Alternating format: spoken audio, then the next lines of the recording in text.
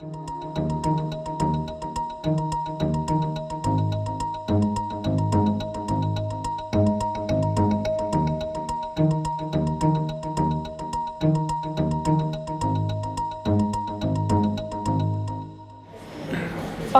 and welcome everyone. So my name is Marla and I'm the Executive for Insights and Strategy at DaVinci. And Prof. Krishna is going to be hosting the session today. But as you know, Prof. Ben always starts with a little bit of a debate because the idea around Curiosity is really about a robust conversation and for all of us to be included. I did ask if I could please stand up or go stand in front for once, and Prof. Ben's thing about it is that we should all embrace our shadow. So for those of you in my shadow, my apologies if I don't turn around a lot. So I thought, what could I possibly debate today? And one of my own areas of interest was something I would really love your insights on, and that is, we know that there's a massive debate at the moment around the fourth industrial revolution, and it's received more highlights recently, given that our president spoke about it in April of this year, but for many it's been on the agenda for countless years. And one of the debates that's going on at the moment and an area of interest for me as well is around that what the fourth industrial revolution will really need is humane leadership, taken from the principle that if you really want to permeate across an organization, the old carrot and stick mentality and a fear-based culture is not something that's going to drive something that requires innovation and advances. Instead, leaders will actually have to be able to permeate across the organization.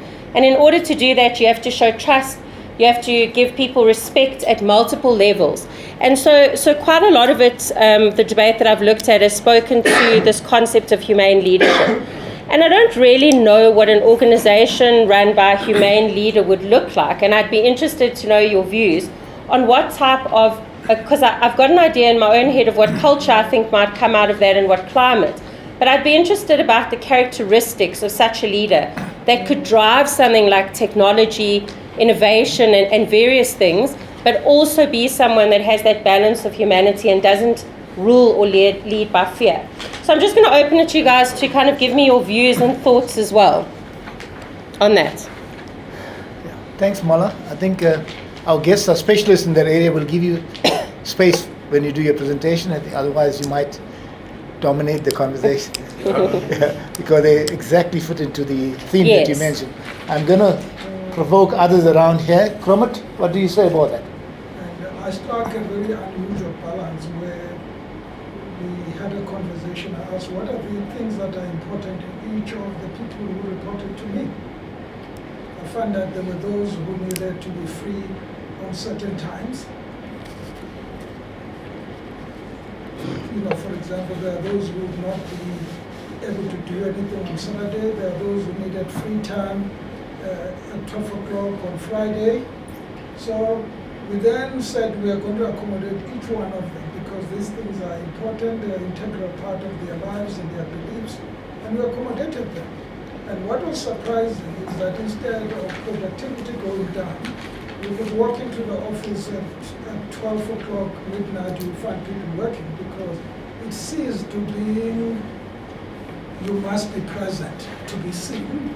It was about what is it expected out of you, and people were delivering. It was not delegated leadership, it was earned leadership. And I find the team really, instead of saying this one is free on this day, this one is free on this day, if somebody lost a relative, and in that culture, the person had to take a week off, the colleagues understood. Yeah, can I just come in here because we don't want to deviate too much from the theme that Marla just shared with us, is that in the context of this so-called fourth industrial revolution, right? The humaneness of leadership, because it's about people having this fear of and insecurity of losing jobs. But is that the reality? Or what kind of leadership, it has to be shown to ensure that you don't create an organizational climate that is riddled with fear? As a result, productivity and all other things are going to suffer.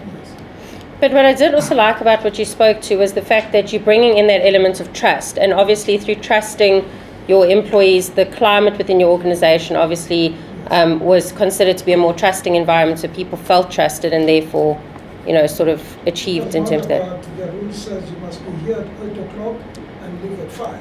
Mm. It's about what is it that we are contracting with. So you could leverage their kind of Yeah, also like the focus on productivity. So end of the day, productivity and links. stuff. Yeah. There's a lot of talk of fear of this fourth industrial revolution. I don't believe we should fear the fourth industrial revolution. We have successfully coped and conquered 3 previous industrial revolutions. And let's just look at what happened in those 3 previous industrial revolutions. They all have common patterns.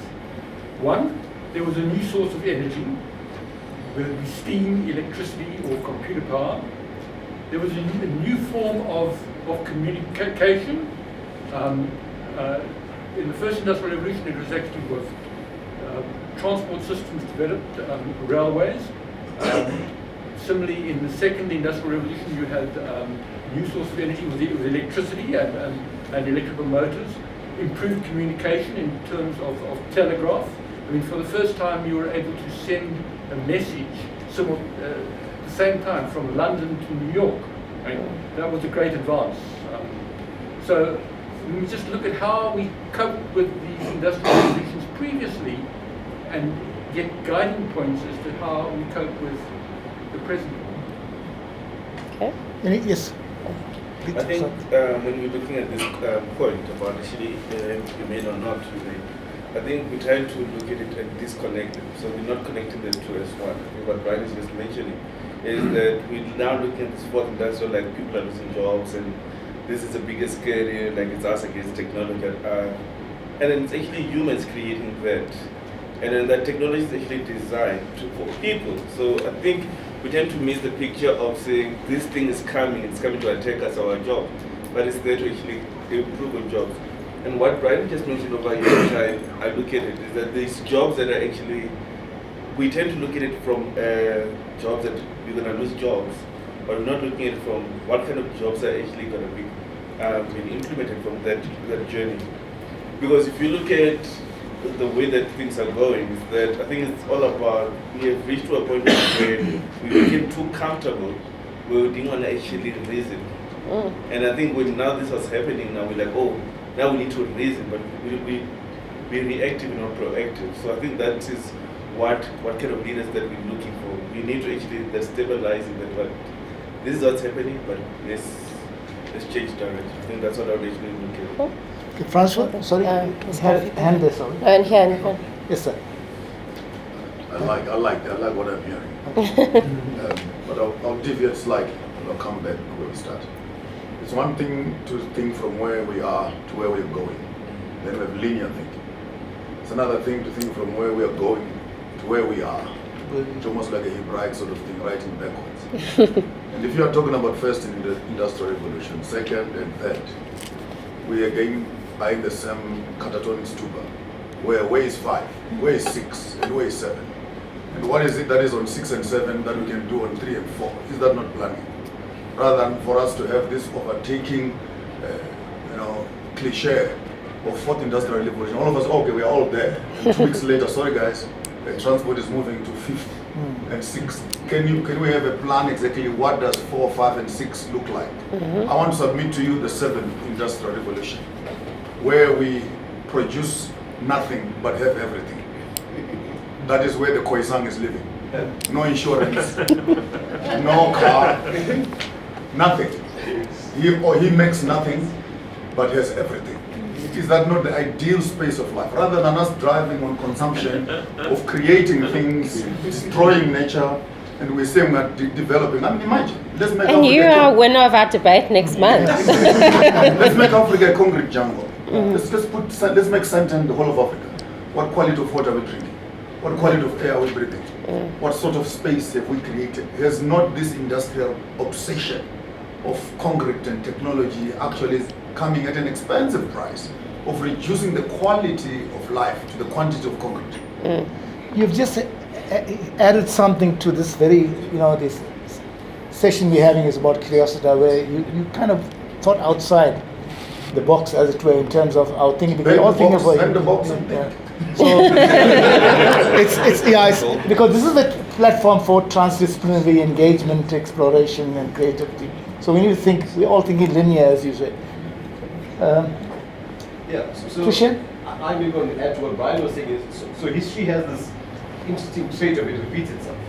So as you were saying about Industrial Revolution 1 and 2, what are the learnings? It all became better. We created new industries with new jobs and new application, right? So instead of, and leadership in the fourth industrial revolution should actually be reflecting that, in 1, 2, and 3, this is the lessons we've learned.